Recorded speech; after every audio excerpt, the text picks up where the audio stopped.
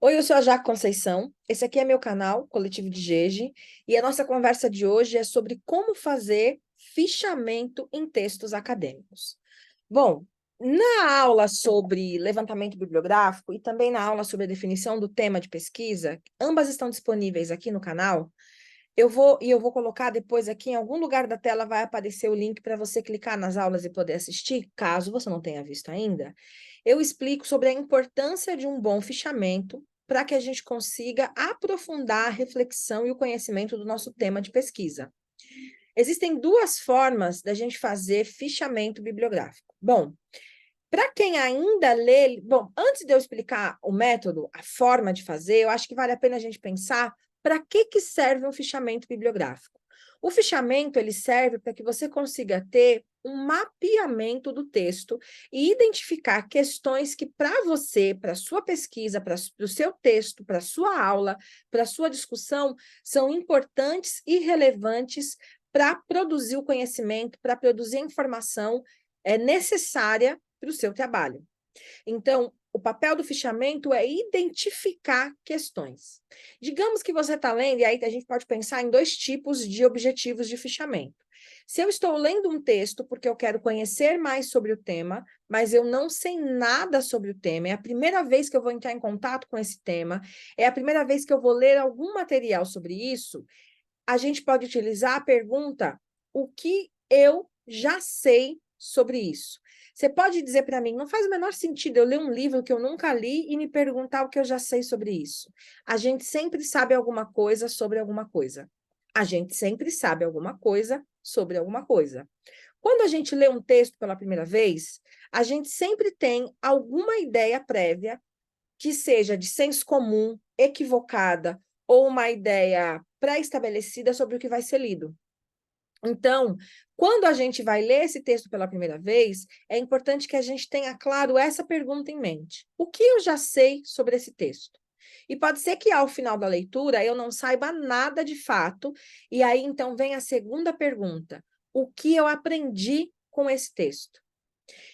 Essa estratégia de fichamento, quando você não conhece o material e você vai ler ele pela primeira vez, é uma estratégia bastante assertiva para você conseguir mapear o texto. É para isso que serve um fichamento. É para você mapear um texto com questões que são relevantes para o seu estudo, para o seu trabalho, para o seu artigo, para a sua tese, para a sua monografia, para a sua apresentação, para aquilo que você deseja fazer com aquele material. Nesse caso, a gente pode usar a estratégia. Então, depois, lá na frente, quando eu for falar do método, eu vou explicar como é que a gente vai escrever ou mapear isso. A segunda forma de fazer um levantamento bibliográfico é quando eu já conheço sobre o tema, eu já li sobre isso, eu já estudo sobre isso, eu já tenho um repertório prévio sobre isso, e eu quero identificar nesse texto questões centrais que vão ser importantes para o meu objetivo. Então, nesse caso, a leitura que você vai fazer é guiada por conceitos. Digamos que você está organizando uma apresentação, um projeto de pesquisa ou um artigo, aonde o objetivo é compreender qual forma as mulheres negras, por exemplo, são percebidas ou retratadas nesse texto. Eu quero entender como é que esse autor ou essa autora tem pensado sobre as questões que atravessam as mulheres negras. Você vai listar essas questões: solidão, maternidade, afetividade, sexualidade, casamento, profissão, seja quais forem as questões, as categorias, os conceitos que te interessam. E a partir disso, você vai identificar no texto os momentos que essas questões aparecem, e aí você vai destacar essas questões. Tanto a primeira estratégia do eu não sei nada e o que eu aprendi, você vai destacar no texto com cores específicas, quanto a segunda questão de como é que os autores, ou o autor desse texto, ou a autora desse texto, trabalha esses conceitos, essas categorias sobre o meu tema. É para isso que servem as canetas coloridas. Elas não são só por uma questão estética, para o texto ficar bonitinho.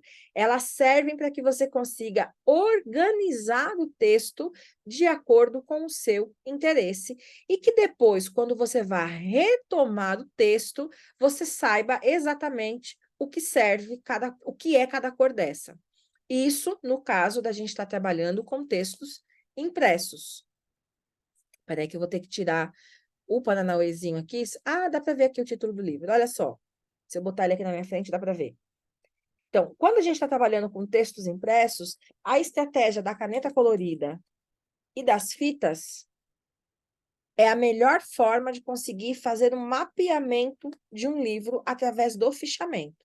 Olha só, dá para ver aqui todas as cores, todas as etiquetas? Cada etiqueta dessa, ou cada cor dessa, corresponde a um tópico específico no livro. Então, digamos, por exemplo, esse aqui da Bell Hooks. Não, um livro que eu não tenho lido ainda para vocês conseguirem ver. Ah, esse aqui. Não, melhor. É um exemplo real, vai ficar mais fácil de explicar. Esse aqui do Michel de Certeau. Esse livro, A Invenção do Cotidiano, é um livro que eu nunca li, e eu nunca li nada do Michel de Certeau, ou pelo menos não me lembro de nada dele, e que foi indicado para mim pela banca da minha qualificação do doutorado para aprofundar um conceito que é a ideia de cotidiano. A invenção do cotidiano. O cotidiano é um conceito que eu utilizo na minha tese e eles disseram que eu precisava aprofundar e me recomendaram ler Michel de Certeau. Bom, eu nunca li Michel de Certeau, eu não faço a menor ideia do que ele está falando, do que ele aborda, mas, por ser a minha primeira leitura, eu vou usar os dois exercícios. Eu vou perguntar para esse livro o que que eu já sabia do que ele está dizendo. E, para isso, eu vou utilizar a cor laranja. Jaque, como é que você sabe a cor que você usa para cada coisa? Não tem uma definição. Você vai definir. Para mim, sempre que eu vou usar um texto que eu li pela primeira vez, eu sempre uso o laranja para poder marcar as coisas que eu já sabia desse livro. Então, como é um livro emprestado da biblioteca, eu não posso marcar com marca-texto, eu vou usar a fitinha, certo? E aí, tudo que eu ler aqui, que for a primeira vez que eu já sabia, de alguma forma já tinha ouvido em algum lugar, eu pego essa fitinha, coloco do lado do parágrafo, pego o meu caderno de anotação, coloco. Peraí, que eu tenho que achar uma folha em branco. A fitinha aqui, do lado do caderno, eu coloco o que se refere a essa fitinha e coloco a página. E aí, quando eu estiver... Isso porque é um livro que não é meu. Quando eu estiver digitando a minha tese e eu precisar retomar uma ideia do livro, eu vou no meu caderno de anotação, pego o índice que eu criei usando a fitinha colorida e vou exatamente aonde eu preciso. Essa é uma forma de fazer fichamento. Quando o livro é seu, você não precisa do caderno. Você pode marcar no próprio livro a informação que você precisa. Então, tem aqui as cores, certo? E tem aqui as etiquetas. Esse livro do Muniz Sodré, deixa eu ver se eu consigo tirar. Gente, peraí. Eu não sei onde é esse trem. Reações, levantar a mão, aplicativos, quadro do branco, mais. Não é aqui. Será que é aqui? Aqui. Não. Gente, eu não sei onde é que tira esse negócio de ficar dublado, nublado no fundo, reunião.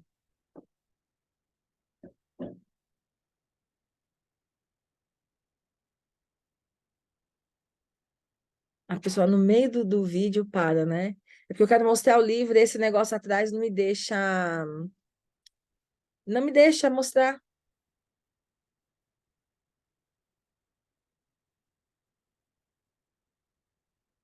Ah, bom, não consigo.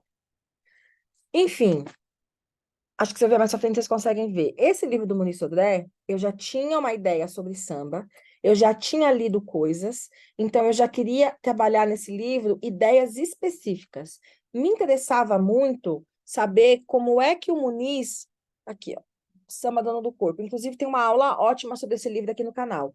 Me interessava saber como é que o Muniz, nesse livro, trabalhava algumas categorias que eu vinha identificando nos estudos sobre o samba, como, por exemplo, a narrativa do samba como um instrumento civilizador brasileiro e a ideia do malandro. Então, as cores que eu utilizo aqui, elas são cores que vão me ajudar a encontrar essas respostas específicas no livro. Então, o que é que eu fiz? Eu criei um índice, ai meu Deus do céu, aqui na capa, deixa eu ver, aqui, pronto. Dá para ver? E coloquei em cada cor dessa etiqueta o que cada cor dessa representa ao longo do texto. E aí, quando eu estou lá escrevendo a minha tese e eu preciso retomar de alguma ideia, eu estou escrevendo aqui, eu precisava muito de uma citação ou de uma argumentação que me ajude a justificar a relação entre o homem e a mulher na construção da ideia de malandro, né? Essa relação dos gêneros. Aí eu vou vir nos livros que eu li para escrever aquela parte do texto, venho no sumário e por aqui eu identifico se ele está falando ou não disso que eu preciso escrever. Essa é uma segunda estratégia para fazer fichamento. O fichamento, para quem é pesquisador, é uma ferramenta muito importante para a escrita de um texto coeso, coerente, sustentado, e também ajuda a gente a produzir a argumentação para escrever o texto. Quando a gente quer argumentar algo, algum dado, quando a gente quer analisar alguma informação, quando a gente precisa justificar ou conceituar uma ideia, é o fichamento o material que a gente recorre para fazer isso. Então, recapitulando, a gente tem duas estratégias. Uma, quando eu não conheço nada do texto, e aí eu vou perguntar o que eu já sei desse texto e o que esse texto me trouxe de novo. E duas, quando eu quero encontrar, né? A segunda estratégia, quando eu quero encontrar ou entender temas e conceitos específicos que aquele autor trabalha no texto. Eu posso usar as duas juntas no mesmo texto. Por exemplo, nesse livro do Michel de Certeau aqui, quando eu for ler, eu vou usar as duas estratégias em conjunto. O que eu não sei, o que ele me diz, e a partir daquilo que me interessa, porque ele foi indicado para que eu lesse sobre o cotidiano, como ele trabalha a ideia de cotidiano. Como esse livro não é meu, eu vou usar o meu caderno de levantamento bibliográfico, vou criar um índice de levantamento aqui, utilizando as etiquetas, e se eu não tenho as etiquetas, pode ser a caneta. O único porém é que a etiqueta vai me ajudar a achar essa informação aqui, né? E depois eu tiro a etiqueta e devolvo para a biblioteca. Mas também, se não tiver, pode ser a caneta.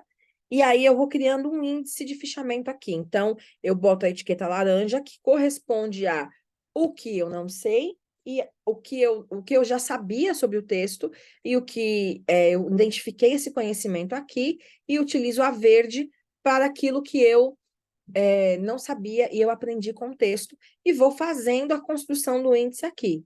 Então, etiqueta laranja sobre gestualidade. Coloco a definição, um resumo básico dessa ideia, coloco do lado da página. Quando eu estiver escrevendo o texto e eu precisar retomar, por exemplo, um conceito sobre gestualidade, eu vou lá no meu índice e eu procuro. Então, eu vou fazer isso aqui, ó.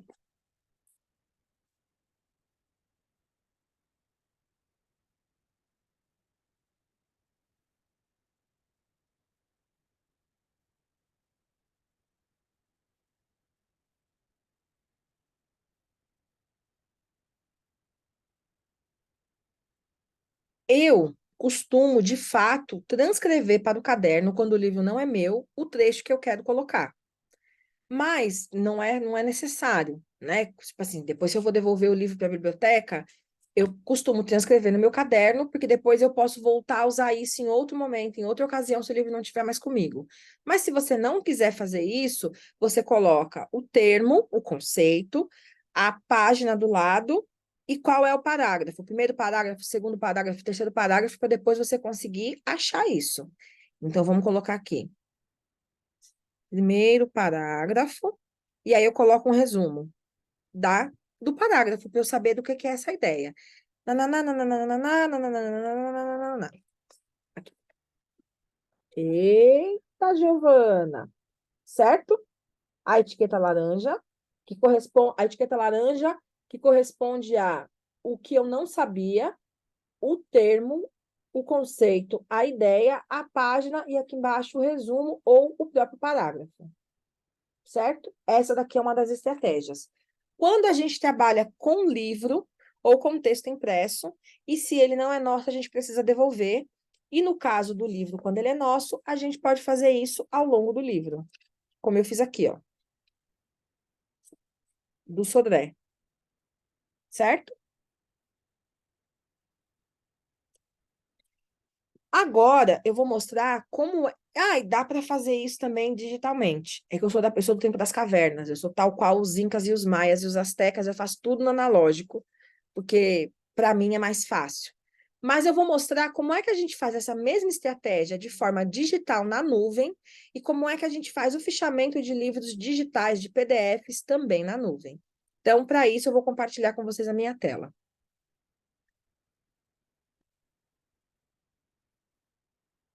Muito que bem. Aqui, a gente vai lá no Drive, para quem usa o Drive do Gmail, é, é o Drive que eu também utilizo, mas se você não utilizar, você pode utilizar o sistema que você quiser. Eu vou dar uma sugestão utilizando o Drive do Gmail, que é o mais comum que a gente utiliza. Você vai vir aqui em Novo, você vai vir em Formulário, Google, e vai criar um formulário novo. Tá aqui. Então, você vai botar o título, fichamento, materiais, tese, pronto. É...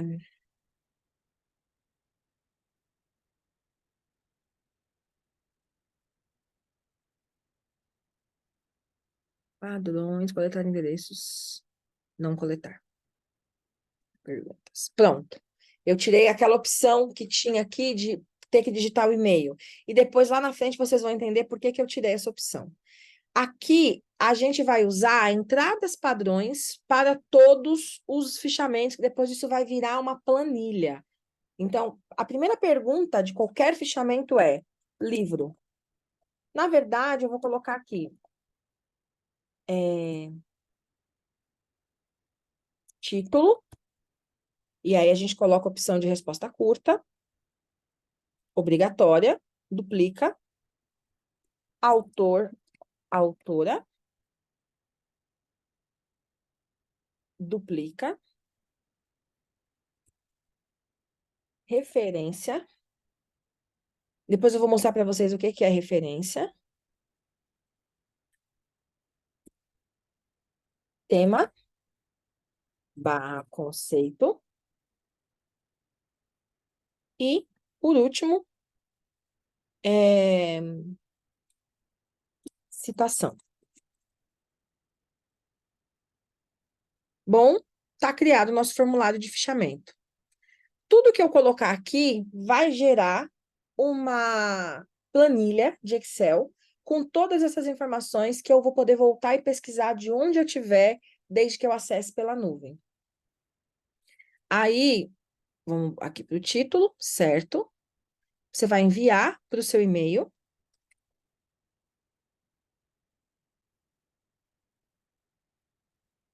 Incluir formulário no e-mail. Isso está na sua nuvem. Você pode enviar para o seu WhatsApp também. Não é todo mundo que tem um grupo de si mesmo no WhatsApp. Eu tenho, eu envio tudo para lá. Isso aqui está aqui no meu e-mail, ó. Deixa eu atualizar ele. Está aqui, na minha nuvem.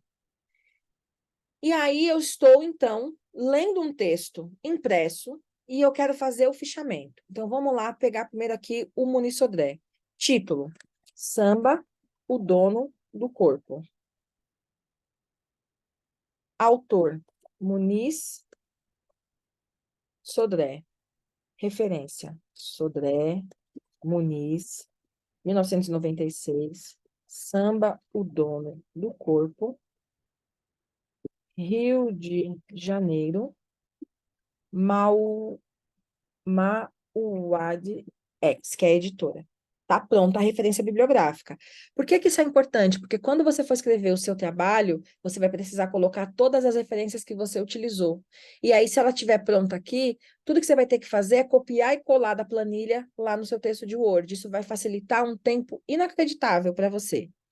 O tema aqui é samba, mas, como eu estou trabalhando com materiais da tese, todos os meus temas são samba. Então, eu vou colocar qual conceito desse livro eu quero absorver. O que que desse livro para mim é importante? Experiência. Ou qual é o conceito da citação que eu vou colocar aqui, especificamente. Então, especificamente, esse conceito que eu vou colocar é um conceito que fala sobre território, certo? E agora aqui eu vou colocar a citação. Eu vou transcrever ela para cá.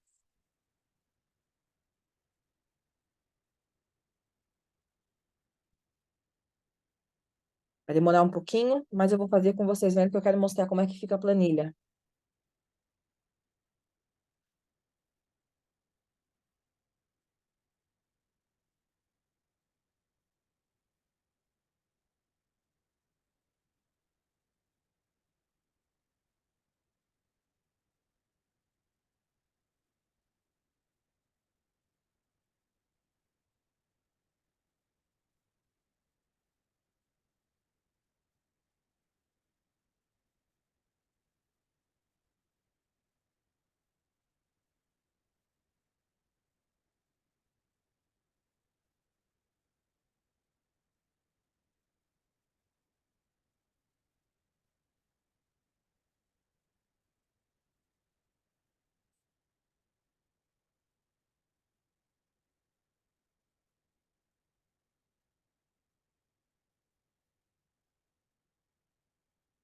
Certo? Vou clicar em enviar. Ele está perguntando se eu realmente quero enviar. Vou dizer ok.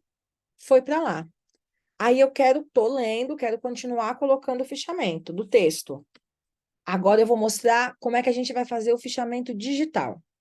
Vou clicar aqui em enviar outra resposta, vai abrir de novo para mim o formulário. Vamos lá no Google Academics. Google Acadêmico, certo? Samba.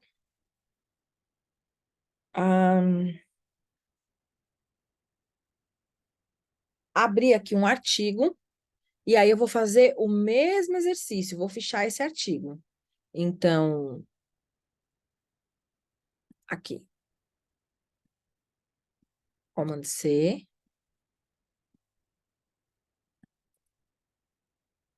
aqui,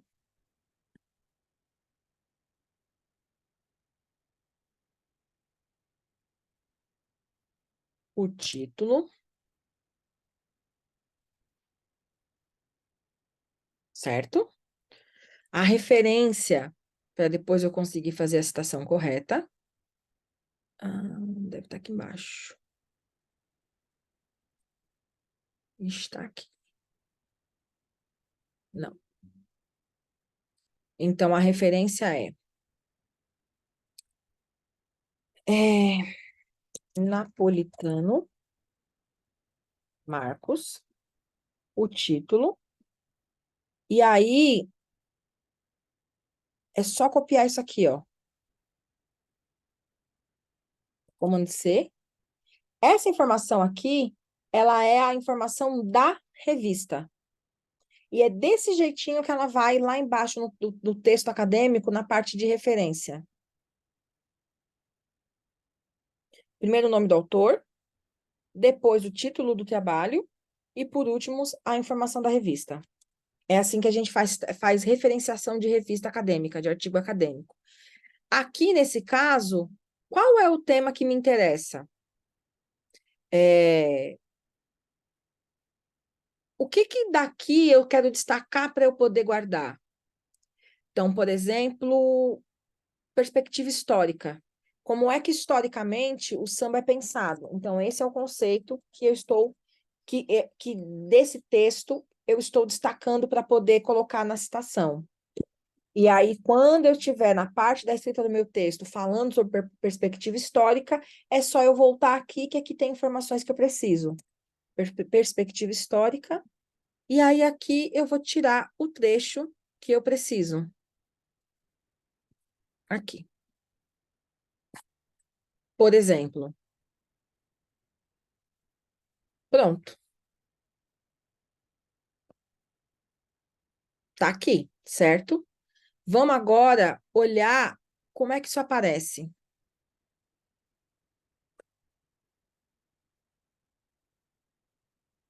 numa planilha de Excel, com tudo organizado em coluna, aonde eu posso pesquisar essas informações depois. Estou escrevendo o meu texto e eu preciso achar uma informação sobre território, porque eu estou conceituando a ideia de território e eu preciso aprofundar a ideia de território. Eu vou vir aqui na busca, vou colocar a palavra-chave território e tudo que for citação sobre território, o próprio aplicativo da planilha vai me mostrar. De qualquer lugar que eu tiver, eu acesso isso, desde que eu tenha acesso à nuvem e à planilha do Drive. É assim que a gente faz fichamento digital. O fichamento manual a gente faz no livro, o fichamento digital a gente faz na planilha, e a gente pode fazer o fichamento manual no livro e depois colocar tudo isso numa planilha para facilitar a procura. Inclusive, para facilitar, pegar daqui e colar no texto a citação.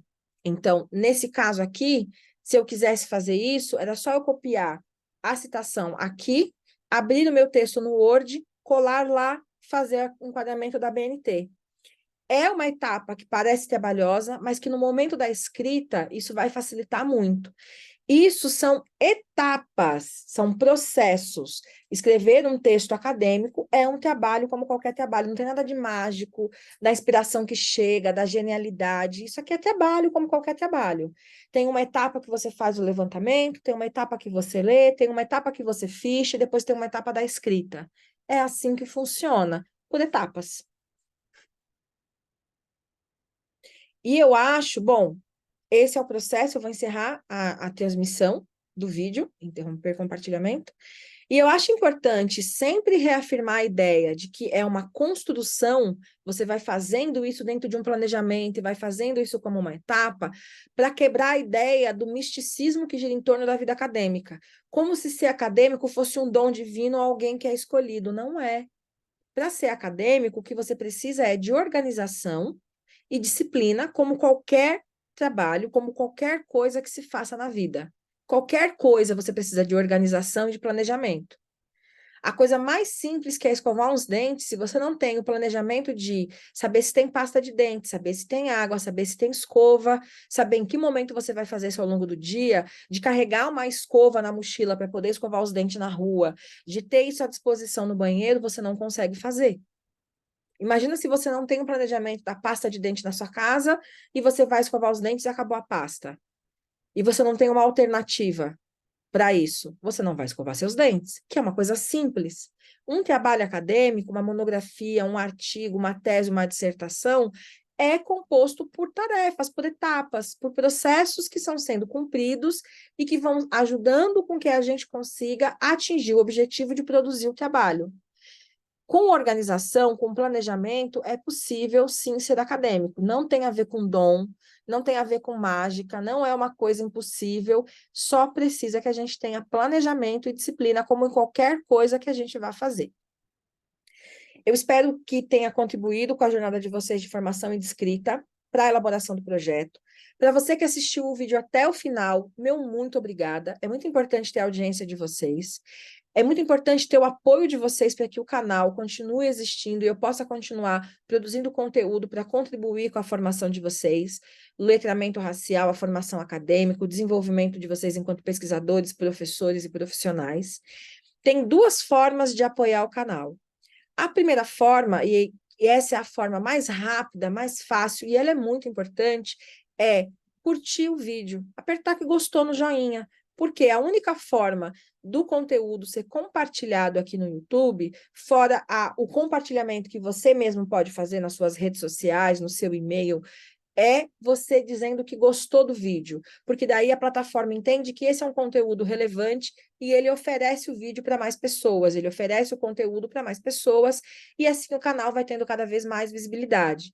Compartilhar o vídeo é muito importante com a sua rede de contatos por e-mail, no seu WhatsApp, no seu Instagram, isso também é uma forma de você garantir que a plataforma entenda que esse é um conteúdo relevante e se você ainda não for inscrito no canal, se inscrever e ativar o sininho. A outra forma é apoiar o canal financeiramente através do apoio mensal. Esse apoio pode acontecer lá pela plataforma do Coletivo de Jeje, o link está disponibilizado aqui embaixo na descrição do vídeo, e como membro da comunidade de apoiadores do canal, além de poder acessar conteúdos exclusivos que são preparados para complementar a sua jornada de formação, você ainda pode receber o certificado dos programas de formação. Então, esse curso, Aprendendo a Escrever Projeto de Pesquisa, que tem 4 aulas ao vivo e uma série de materiais de apoio, como esse vídeo, fazem parte de uma jornada de formação que os apoiadores vão receber um certificado no final de aprimoramento profissional e aprimoramento acadêmico na área de pesquisa étnico-racial. Você pode apoiar o canal mensalmente ou apoiar o canal semestralmente, o que for melhor para você. O apoio é uma forma importante de reconhecimento e valorização do meu trabalho. Além desse vídeo, você vai ter acesso a mais de 70 webaulas com certificação, conteúdos exclusivos e apoio teórico para a sua formação. Então, eu espero ter o seu apoio. Eu agradeço a nossa comunidade de apoiadores, a todos aqueles que têm incentivado e acreditado no canal, e agradeço você por ter ficado comigo até o final. Eu sou a Jaque Conceição, para mim é um prazer produzir conhecimento que emancipa, compartilhar conhecimento que liberta, e a gente se vê em breve. Não esquece que nessa semana tem aula ao vivo da jornada de formação sobre aprender a fazer, a escrever um projeto de pesquisa. Até a próxima.